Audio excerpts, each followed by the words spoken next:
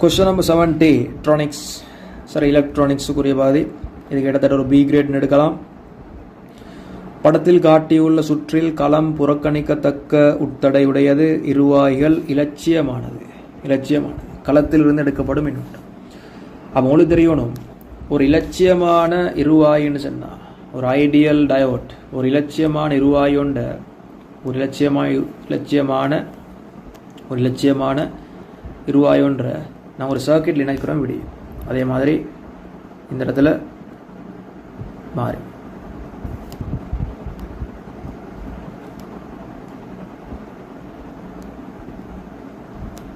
ரெண்டு கேஸ் இலட்சியம்னு சொல்றேன். அப்ப உங்களுக்கு தெரியும், டயோட பிளஸ் முனை இது, மைனஸ் முனை இது, மைனஸ் முனை பிளஸ் முனை. உங்களுக்கு தெரியும், இந்த இடத்துல டயோட பிளஸ் முனைட்டு அழுத்தம் பெருசாகி, அப்படித்தானே? இந்த பேட்டரியோட பிளஸ் முனை இங்க, மைனஸ் முனைட்டு அழுத்தம் சின்னதாகி. ஆகவே இந்த டயோட ஒரு முன்முக கோடல், ஃபோர்வர்ட் பயஸ். இந்த டயோட பேசினா பிளஸ் மைனஸ் முனைட்டு அழுத்தம் தான் பெருசு, டயோட பிளஸ் முனைட்டு அழுத்தம் சின்னது. ஆகவே இது ஒரு ரிவர்ஸ் பயஸ், பின்முக கோடல். ஒரு இலட்சிய இருவாய் முன்முக கோடலில் காணப்படுமுண்டா, அது கிட்டத்தட்ட ஒரு வெறுங்கம்பி மாதிரி. வெறுங்கம்பி எப்படி வரைவீங்க? சாதாரண வெறுங்கம்பி. ஒரு இலட்சிய இருவாய், வசனம் முக்கியம், எல்லா இருவாயும் அல்ல, இலட்சிய இருவாய் ஐடியல்.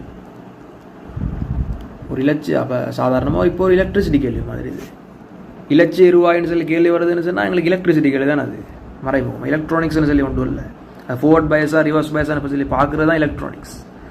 அதே மாதிரி ஒரு டயோட், ஒரு இருவாய், இலட்சிய இருவாய் பின்முக கோடல் இருக்குதுன்னு சொன்னால் அது ஒரு ஓப்பன் சர்க்கிட் மாதிரி, அப்படின்னா திறந்த சுற்று மாதிரி. திறந்த சுற்றுண்டா, அந்த சுற்று திறந்திக்குது. இப்போ கரண்டோடு மைனி, கரண்டோட. ஸோ இதுதான் டயோடுக்கான பிரதானமான ரெண்டு கேஸ். அது இலட்சிய இருவாய்க்குரிய. ஸோ அந்த அடிப்படையில் இந்த கொஸ்டினை பார்த்தா படத்தில் காட்டப்பட்டுள்ள சுற்று புறக்கணிக்கத்தக்க அத்தடை, இருவாய்கள் இலட்சியமாம்.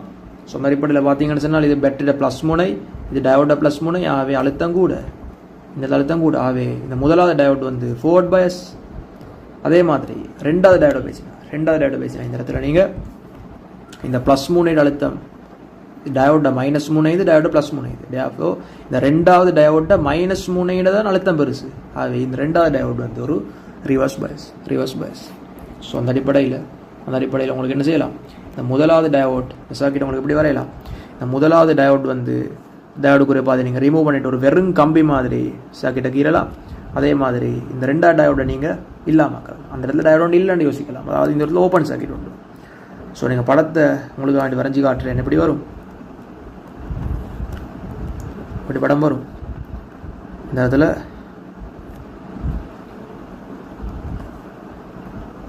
முதலாவது டயோட ஒரு வெறும் கம்பி, அவ்வளோதான். எலக்ட்ரிசிட்டிகள் இப்போ எலக்ட்ரானிக்ஸ் அல்ல. இப்போ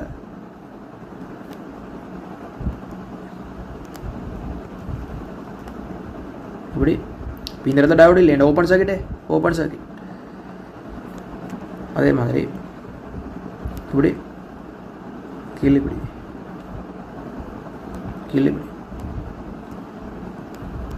ஸோ நீங்கள் பார்த்தீங்கன்னு சொன்னால் 8 வோல்ட், வேறு 400 ஓம், 400 ஓம், எல்லாமே 400. இது 400. கேட்ட கேள்வி என்னது? இல்லை, களத்திலிருந்து எடுக்கப்படும் மின்னோட்டம். இந்த கரண்ட் ஐ என்னன்னு கேள்வி. உங்களுக்கு தெரியும், இந்த 400 இந்த 400 சமாந்தரம். ஸோ சமாந்தரண்டா விலைகள் 200 ஓம், அந்த 200 இந்த 400 600, 600 400 1000. ஓடக்கூடிய கரண்ட் ஐன்னு சொல்றது E/8 கீழ் மொத்த தடை 1000, 8 மில்லி ஆம்பியர். ஸோ 8 மில்லி ஆம்பியர்னு சொன்னால் நாலாவது ஆன்சர் வரும். கொஸ்டின் நம்பர் 71 டிரான்சிஸ்டர்ஸுக்குரிய ஒரு கொஸ்டின். இது எங்களுக்கு ஒரு ஏ கேட்டகரி எடுக்கலாம். சுற்று வரைபடத்தில் காட்டப்பட்டுள்ள டிரான்சிஸ்டர் உயிர்ப்பு பிரதேசத்தில் தொழிற்படுகின்றது. Okay, fine. விசியின் அன்னளவான பெருமானம் யாது? விசியின் அன்னளவான பெருமானம், ரைட். ஓகே, அப்போ டிரான்சிஸ்டர்ட நாங்கள் சாம்பிளாக இந்த இடத்துல வரைஞ்சி கொண்டா டிரான்சிஸ்டர் இப்படி தானே காட்டப்பட்டிருக்குது. சரி, இதில் என்ன சொல்கிறாங்கன்னு சொன்னால்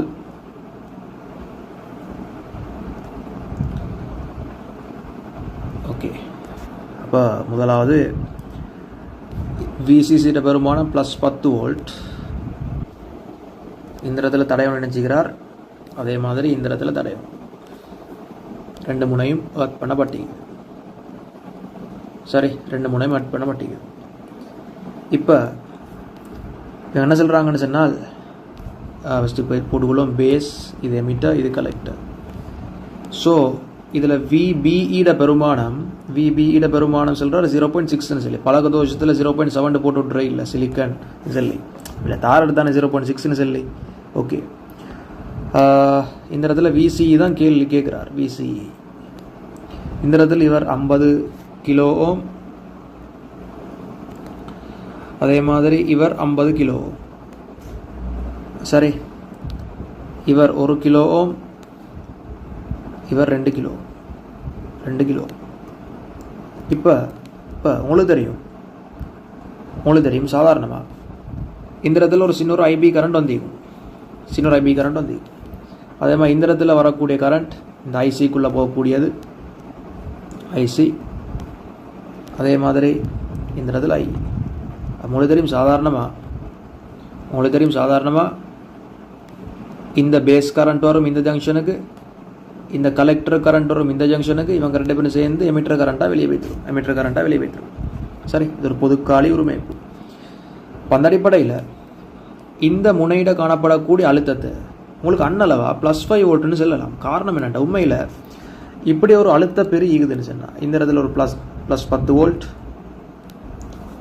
அதே மாதிரி இவர் ஒரு 50 கிலோ ஓம், இவர் 50 கிலோ, இவர் ஒர்க் பண்ணப்பட்டிக்குது. நீங்கள் டிரெக்டாக சொல்லுவீங்க இந்த பாயிண்டில் அழுத்தம்னு சொல்கிறது +5 வோல்ட் தான். காரணம் என்னென்னா, இவங்க ரெண்டு பேருக்குள்ளாலையும் ஒரே கரண்ட் தான் ஓடுறாங்க. அது அழுத்த வேறுபாடு தடைகளுக்கு ஏற்ற மாதிரி மாறிக்கொள்ளும். ஒப்வியஸ் தானே. ஆனால் உங்களுக்கு இந்த இடத்துல என்ன டவுட்னு சொன்னால், இந்த இடத்துல ஒரு கரண்ட் வரும், பட் இந்த இடத்துல ஐபின்னு சொல்லி கரண்ட் ஒன்று போகுது. ஸோ வந்த கரண்ட்டை விட இந்த இடத்துல வெளியேறக்கூடிய கரண்ட்னு சொல்கிறது குறைவாக தானே கொடுக்கும். உண்மை தான், நீங்கள் சொல்கிறது உண்மை. பட் உண்மையில் இந்த ஐபின்ற கரண்ட்டோட வேல்யூ ஒப்பீட்டளவில் மிக குறைந்த பெருமானமாக காணப்படுது.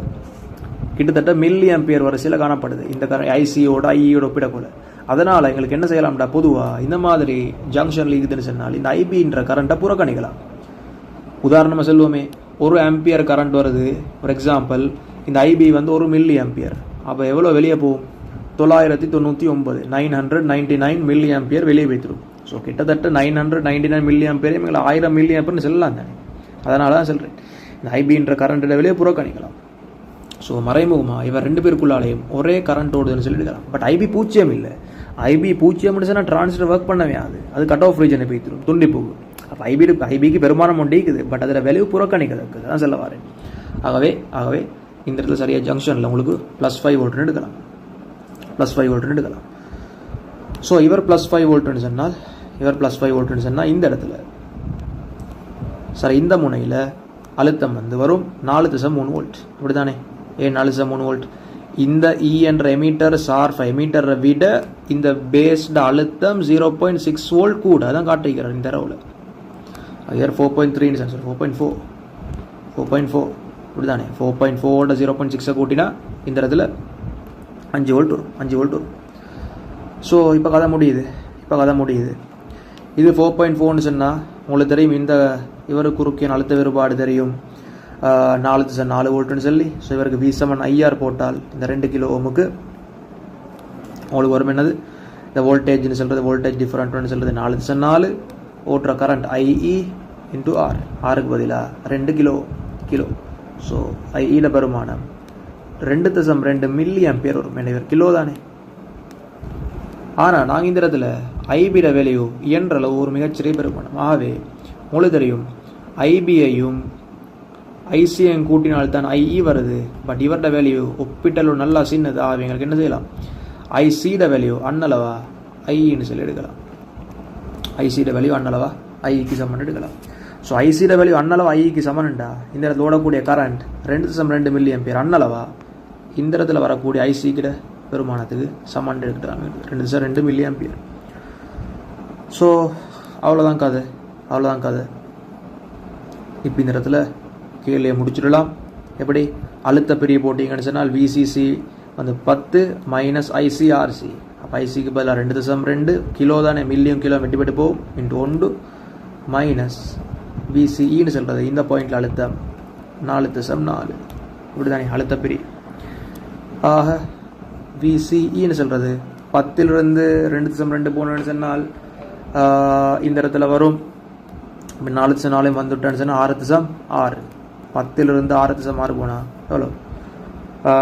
இந்த இடத்துல வந்து 4.4, 5.4, 6.4, 6.6 ரைட். அப்போ 3.4 வோல்ட் விசின்னு சொல்கிறது. 3.4 வோல்ட். 3.4 இப்போ 3.4 வோல்ட்னு சொன்னால் ரெண்டாவது ஆன்சர் வரும். அப்போ அதனால தான் இந்த இடத்துல ஒரு வசனம் சொல்கிறார் பாருங்க, அன்னளவு பெருமானம். ஏன் அப்படி சொல்கிறார்? அன்னளவு பெருமானம். அன்னளவு பெருமானத்தை வசனம் என்னென்னு சொன்னால் இந்த இடத்துல அன்னளவா நாங்கள் ஐசியோட பெருமானம் அன்னளவா ஐக்கு சமன் எடுத்துக்கிறோம். பட் உண்மையாக சமன் இல்லை, ஐ உண்மையில் பெருசு. பட் இந்த இடத்துல ஐபியோட வேல்யூவை என்றளவு எங்களுக்கு புறக்கணிக்கலாம் என்ற கான்செப்டில் இந்த கான்செப்டை நாங்கள் கழிச்சு முடித்தோம். ஆகவே 3.4 வோல்ட். கொஸ்டின் நம்பர் 72 ஒரு A கிரேட் கொஸ்டின். ஒளிகாலும் இருவாய் எல்இடியின் உத்தம தொழிற்பாட்டுக்கா அப்படின்னு சொன்னால் அதில் மேக்சிமம் வலுவில் தொழிற்பட்ட டைம், அது மேக்சிமம் பிரகாசத்தில் தொழிற்பட்ட டைம், அதன் முன்முக வோல்ட் அளவு ஓட்டம் முறையே 2 வோல்ட் 10 மில்லி ஆம்பியராக இருத்தல் வேண்டும். சாதாரணமாக எல்இடி எல்லாம் முன்முக கோடெல்லாம் தொழிற்படும். சரி, டிரான்சிஸ்டரின் விபிஇ சமன் 0.7 வோல்ட்டாகவும் மோட்டனாயும் பீட்டா சமன் 100, விசிஇ சமன் 0.1 வோல்ட்டாகவும் உள்ளன. உருவில் தரப்பட்டுள்ள சுற்றில் ஒளிகாலும் இருவாயின் உத்தம தொழிற்பாட்டுக்கு தேவையான ஆர்பி, ஆர்சி ஆகியவற்றின் பெருமானங்கள் என்னென்னு கேள்வி. சரி, அப்போ நான் இதே படத்தில் கீறிக்கொள்கிறேன். உங்களுக்கு தெரியும் இதில் விபிஇட பெருமானம் சொல்கிறார் 0.7 வோல்ட்டுன்னு சொல்லி, அப்படி தானே. இதில் விசிஇட பெருமானம் சொல்கிறார் 0.1 வோல்ட். 0.1 வோல்ட்.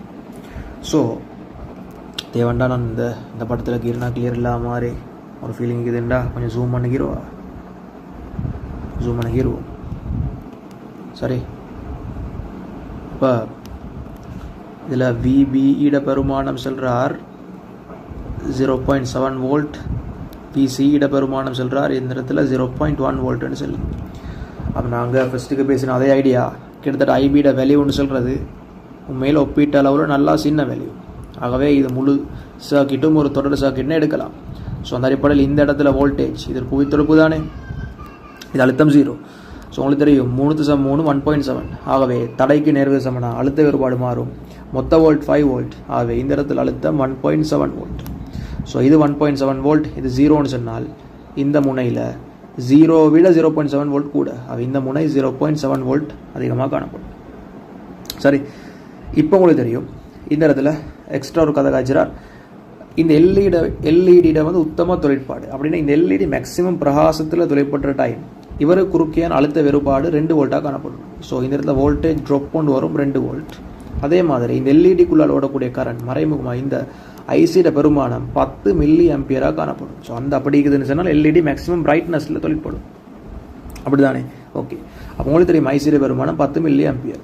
அப்போ உங்களுக்கு தெரியும் ஐசியோட பெருமானம் தெரியுமுண்டா உங்களுக்கு ஐசி சமன் பீட்டா ஐபி என்ற சமன்பாட்டை வச்சு உங்களுக்கு ஐபியை கண்டுகொள்ளணும். ஸோ ஐபியோட பெருமானம் ஐசி இன்கில் பீட்டா. அந்த அடிப்படையில் ஐசியோட வேல்யூ தெரியும் உங்களுக்கு 10 மில்லி ஆம்பியர், பீட்டாட வேல்யூ 100. இது வரும் உங்களுக்கு 0.1 மில்லி ஆம்பியர் வரும். ஸோ உங்களுக்கு பீட்டா வரும் 0.1 milli ampere. So beta 0.1 milli ampere வந்ததுன்னு சொன்னால் இதெல்லாம் கிட்டத்தட்ட கல்குலேஷனுக்குரிய பாதை, பெரிய தியரி பாதைன்னு சொல்லி பெருசாக ஒன்றும் இல்லை. அப்போ இந்த இடத்துல ஆர்பி உங்களுக்கு காணும். ஸோ ஆர்பி எப்படி காணலாம்? இந்த ஆர்பியை காணலாம் உங்களுக்கு. ஆர்பி குறுக்கே V7 ஐஆர் போட்டால் இந்த வீட பெருமானம் 1.7 மைனஸ் 0.7 அது ஒன்று ஐட பெருமானம். இந்த இடத்துல ஐபி கண்டிக்கிறோம் 0.1 மில்லி ஆம்பியர்னு சொல்லி 10⁻³ இன்ட்டு ஆர்பி. ஆகவே உங்களுக்கு ஆர்பி வரும் இந்த இடத்துல 10 தர 13, அதாவது 10 கிலோ ஓம் வரும். ஆர்பி வரும் 10 கிலோ. ஸோ உங்களுக்கு ஆர்பி வந்து 10 கிலோ ஓம்னு சொல்லி நீங்கள் கண்டிங்கன்னு சொன்னால், ஆர்பி 10 கிலோ ஓம்னு சொல்லி நீங்கள் கண்டிங்கன்னு சொன்னால் இந்த இடத்துல ஆர்பி சரி. அதுக்கப்புறம் நீங்கள் இவருக்கு நீங்கள் அழுத்த பிரிவு போட்டால் சரி. அழுத்த பிரிவு இந்த இடத்துல விசிசி மைனஸ் ஐசிஆர்சி என்ற மாதிரி அந்த கோவையை போட்டால் சரி. ஸோ அந்த கோவை நான் இந்த இடத்துல எழுதுகிறேன். உங்களுக்கு என்ன வரும்? விசிசிக்கு பதிலாக 5 வோல்ட் மைனஸ் ஐசிஆர்சி 10 தர 10/3 தர ஆர்சி எக்ஸ்ட்ராவாக இந்த இடத்துல வோல்டேஜ் ட்ராப் கொண்டு வருது -2. அதோடு சேர்த்து இந்த இடத்துல வோல்டேஜ் ட்ராப் கொண்டு வருது விசிக்கு குறுக்கே -0.1 சமன் இந்த இடத்துல புவித்திருப்பு 0.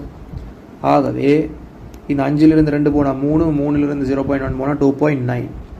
ஆர்சியில் பெருமானம் 1 தர 10/2 2.9 தர 10/2 அது 290 ஓம். அது ஆர்பி 10 கிலோ ஓம், ஆர்சி வந்து 290 ஓம். 290 ஓம். அந்த அடிப்படையில் உங்களுக்கு எத்தனாவது ஆன்சர் போகலாம்? ஆர்பி வந்து 10 கிலோ, ஆர்சி வந்து 290. 5வது ஆன்சரு போகலாம். Question number 73. இது ஒரு பி கிரேட் கொஸ்டின் ஒன்று மாதிரி. 73rd கொஸ்டின் நான் போட்டுறேன். இப்போ கிட்டத்தட்ட நைட் 1:30 கிட்ட இருக்குது. ஸோ உண்மையில் உங்களுக்கு ஒரு வாக்கு கொண்டு தந்தேன். இந்த இடத்துல நீங்கள் ஈவன் ஒரு ஃபெயில் நிலை லீகலாம், எஸ் லெவல் லீகலாம், சி லெவல் லீகலாம், பி லெவல் லீகலாம், ஏ லெவல் லீகலாம். எந்த லெவல் நீங்கன்னு சொன்னாலும் இந்த ஃபைனல் டோஸுக்குரிய 100 MCQ நிச்சயமாக வந்து இன்ஷா அல்லாஹ் உங்களோட வந்து MCQ வந்து மேக்ஸிமம் ஒரு பூஸ்ட் பண்ணும் ஃபைனல் எக்ஸாமில். ஸோ அதை டார்கெட் பண்ணி தான் எங்களோட சிலபஸ்லேயே கூடிய முக்கியமான ஐடியாஸை தொகுத்து கிட்டத்தட்ட 100 கொஸ்டின்ஸில் பேசிக்கொண்டிருக்கிறோம். இது 73வது கொஸ்டின். உண்மையில் இந்த வீக் நான் உம்ரா போகிற உமிக்கிறேன். சரி, உம்ராவுக்கு போகிறேன். ஸோ அதிலேயும் ஒரு பிஸியான ஷெடியூலில் தான் இந்த வேலையும் செஞ்சு கொண்டிருக்கிறேன். சரி, உங்களுக்கு எந்த அளவுக்கு விளங்கிக்கும் இந்த MCQ ப்ரோக்ராம் வந்து எந்த அளவு ஒரு யூஸ்ஃபுல்லாக ஆகிக்குதுன்னு சொல்லி, அதனால் வந்து மேக்ஸிமம் கன்சன்ட்ரேட்டோட சில விஷயங்களை 100க்கு 100 எடுத்துக்கொள்ளுங்க. என்ன சொன்னால் ஃபைனல் எக்ஸாமில் கட்டாயம் விளங்கும் உங்களுக்கு இந்த இடத்துல பேசின விஷயங்கள் எந்த அளவு ஒரு இம்பார்ட்டண்டாக ஆகிக்குதுன்னு சொல்லி. சரி, ரைட், ஓகே. 73rd இது ஒரு ஒப் ஆம்ப். இப்போ சாதாரணமாக இந்த ஒப் ஆம்பில் வந்து ஒரு நெகட்டிவ் ஃபீட்பேக், அப்படி தானே? Negative feedback. அப்போ உங்களுக்கு தெரியும் ஒப் ஆம்பில் வந்து நெகட்டிவ் ஃபீட்பேக்கில் வந்து இந்த இடத்துல வந்து கோல்டன் ரூல், நான் கோல்டன் ரூல்னு பேசுகிறோம். அதாவது இந்த மைனஸ் முனைக்கும் இந்த ஒப் ஆம்பில் ப்ளஸ் முனைக்கும் இடையில் காணப்படக்கூடிய அழுத்த வேறுபாடுன்னு சொல்கிறது 0. அதே மாதிரி இந்த ஒப் ஆம்பில் முடிவிடங்களுக்கு இடையில் கரண்ட் ஓடாது. அது என்னன்னு சொன்னால் ஒரு க்ளோஸ்ட் ஒப் ஆம்பில் வந்து க்ளோஸ் சர்க்கிட்டில், அதாவது ஒரு ஃபீட்பேக் பண்ணப்பட்டுள்ளதுன்னு சொல்கிறது இன்புட்டையும் அவுட்புட்டையும் நேரடியாக இணைச்சிக்கிறது. ஸோ அதில் நெகட்டிவ் ஃபீட்பேக், அதில் நெகட்டிவ் முனையை வந்து இணைச்சிக்கிறோம். ஸோ அதில் தான் நாங்கள் கோல்டன் ரூல் பயன்படுத்துகிறோம், கோல்டன் ரூல். ஸோ அந்த அடிப்படையில் உங்களுக்கு தெரியும் இதில் R1 வந்து 1 kilo ohm, R2 100 kilo ohm. சரி, ஸோ இந்த படத்தை நான் அவசரமாக கீறிக்கொள்கிறேன். இப்படி தானே இருக்குது, இது மைனஸ், இது ப்ளஸ். ரைட், இதை ஒர்க் பண்ணிக்கிறோம். அதே மாதிரி இந்த இடத்துல ஒரு தடை ஒன்று செட் பண்ணி இந்த இடத்துல ஒரு 10 வோல்ட் சப்ளை கொடுத்துக்கிறோம். அதே மாதிரி R1 இது VO, R1 R2, இது R1 இது R2. ஸோ இது வந்து 10 வோல்ட், இது 10 வோல்ட். இப்போ இவங்க என்ன சொல்கிறாங்கன்னா R1 பெருமானம் 1 கிலோ ஓமும், R2 வந்து 100 கிலோ ஓம். அப்போ இது 1 கிலோ ஓம், R2ன்னு சொல்கிறது 100 கிலோ. என்ன கேள்வினா V0 பெருமானம், VO என்ன, அவுட்புட் என்னன்னு கேள்வி. உங்களுக்கு தெரியும் இந்த முனை வந்து மைனஸ் தானே, இந்த முனை வந்து புய்த்திருப்பு செஞ்சுக்கு தானே. ஸோ இது புய்த்திருப்புண்டா, இது 0. ஸோ முடிவெடுங்களுக்கு அழுத்த வேறுபாடு 0. ஸோ இது 0, இது 0. அது கோல்டன் ரூல். சரி, கோல்டன் ரூல். அப்போ அது 0ன்னு சொன்னால் இந்த முனையும் 0ன்னு சொல்கிறார். அப்போ இந்த முனைன்னு சொல்கிறது ப்ளஸ் 10 வோல்ட். அப்போ உங்களுக்கு காணேலும் இந்த தடைக்குள்ளோட கூட கரண்ட்டை காணேலும். ஸோ அதே கரண்ட் தான் இந்த ஜங்ஷனுக்கு வந்து அப்படியே அங்கே போகும். என்ன சொன்ன இவருக்குள்ள கரண்ட்டோட அதே ஒப்பம்குள்ளால் ஐ அதே ஐ. ஸோ உங்களுக்கு என்ன செய்யலாம், கரண்ட்டுக்கு ஒரு தொடர்பு எடுக்கலாம். இந்த R2 தடையை தொடர்புபடுத்தினால் V7IR I7VOR அழுத்த வேறுபாடுன்னு சொல்கிறது 10 - 0 கீழ் தடைன்னு சொல்கிறது 100 கிலோ. ஸோ 100 தர 10 அதே கரண்ட் தான் இந்த இடத்துல இப்படி ஓடுது. ஆகவே 0 - VO கீழ் 1 கிலோ 1 தர 13 13 கேன்சல் ஆகினா உங்களுக்கு வரும் 10 கீழ் 100ன்னு சொல்கிறது -V0. V0 பெருமானம் என்ன வரும், V0 பெருமானம் -0.1 வோல்ட் -0.1 வோல்ட். -0.1 வோல்ட்னு சொல்கிறது இந்த இடத்துல எவ்வளோ, -100 milli volt -100 milli volt -100 milli வோல்ட்னு சொன்னேன். மூணாவது ஆன்சருக்கு எங்களுக்கு போயிடும். சரி, கொஸ்டின் நம்பர் 74. இது ஒரு A கிரேட் கொஸ்டின். என்ன சொல்கிறாங்கண்டா, உருவில் காட்டப்பட்டுள்ளவாறு சுற்றில் வோல்ட் அளவு 12 வோல்ட்டான சைன் வடிவ ஆடலோட்ட முதல் ஒன்று தொடுக்கப்பட்டுள்ளது. சரி, இந்த இடத்துல என்ன சொல்கிறாங்கன்னா, கிட்டத்தட்ட ஒரு சைன் வோல்ட் அளவு ஒரு சைன் கவ் மாதிரி வோல்டேஜ் மாறுதுன்னு சொல்கிறாங்க. அதாவது இதில் மேக்ஸிமம் வோல்டேஜ் 12 மேக்ஸிமம் 12க்கு போகலாம், மினிமம் -12க்கு போகலாம். ஸோ இந்த மாதிரி கிராஃபில் மாறுது. ஸோ இப்படி மாறக்குள்ள CRO என்பது கேத்தோட் ரே ஒசிலோஸ்கோப்னு சொல்கிறோம். அதாவது நாங்கள் பொதுவாக கேத்தோட் ரே யூஸ் பண்ணுறோம், நிறைய இடங்களை யூஸ் பண்ணுறோம். அதில் இந்த இடத்துல நாங்கள் யூஸ் பண்ணுறோம் வந்து அந்த தடைகளை குறுக்கே அழுத்த வேறுபாடு அளக்கிறதுக்கு கத்தோட்டு கதிர் அலைவு காட்டி மற்றும் என்பன இலட்சி இருவாய்கள் D1 D2 அவரும் D1 D2 என்பன இலட்சி இருவாய்கள். CRO திரையில் தெரியும் அலை வடிவம் கீழே தரப்பட்டுள்ளது. அதாவது வோல்டேஜ் டிஃபரன்ஸ் எப்படி மாறும் என்ற மாதிரி ஒரு கேள்வி வரும். சரி, இப்போ நான் பொதுவாக இந்த கிராஃபுக்குரிய கேள்வி வரக்குள்ளே நான் இந்த எலக்ட்ரிசிட்டியில் சொன்னேன், அந்த சில ஸ்பெஷல் கேஸில் யோசித்தா லேசி.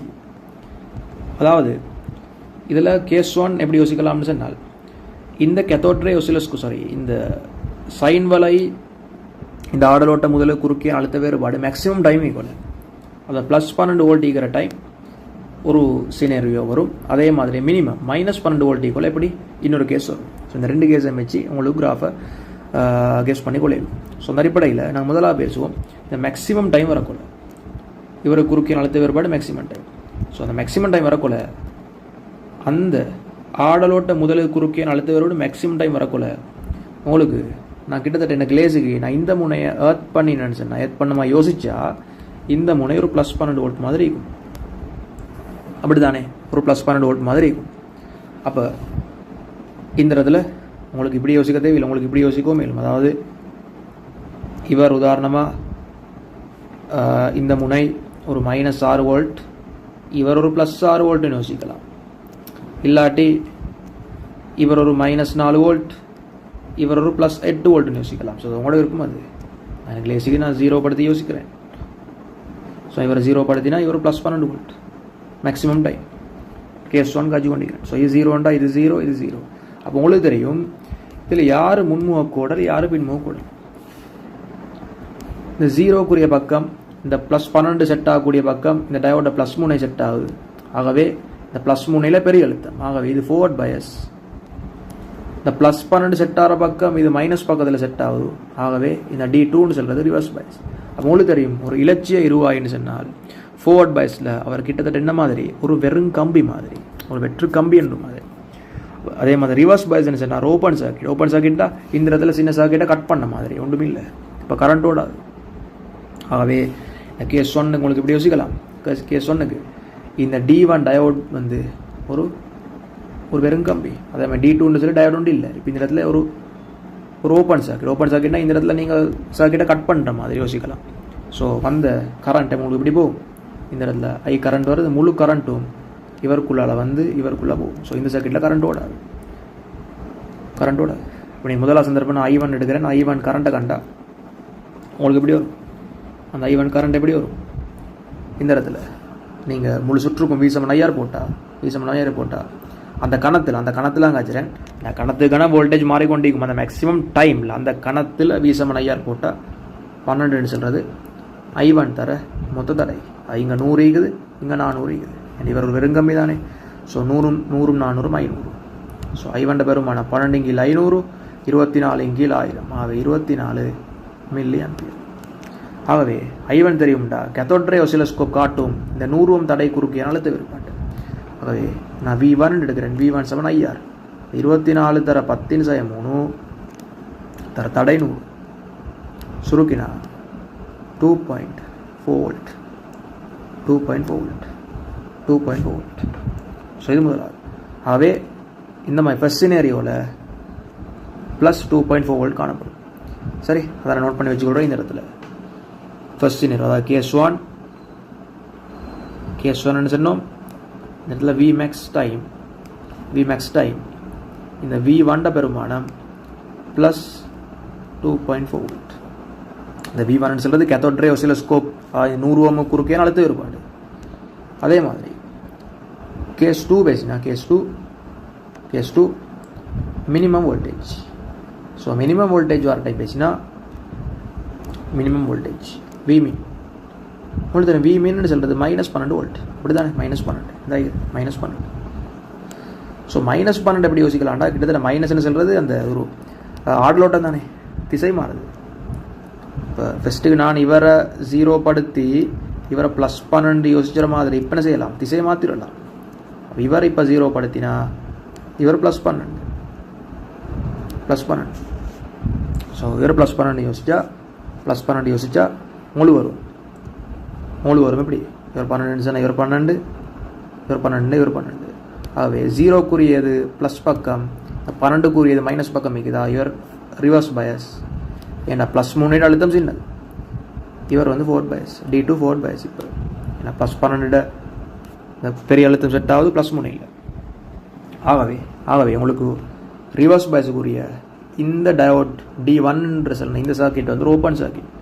அப்போ இந்த இடத்துல ஒரு வெறும் கம்பி மாதிரி இருக்கும். யாருண்டா இந்த D2 டயோட் ஒரு வெறும் கம்பி மாதிரி, வெறும் கம்பி. அப்போ உங்களுக்கு ஓடக்கூடிய முழு கரண்ட்டும் இந்த இடத்துல கரண்ட் இப்படி ஓடும் I2. அந்த கரண்ட் ஃபுல்லாகவே எப்படி ஓடும், இந்த மாதிரி டிரெக்ஷனில் ஓடும்.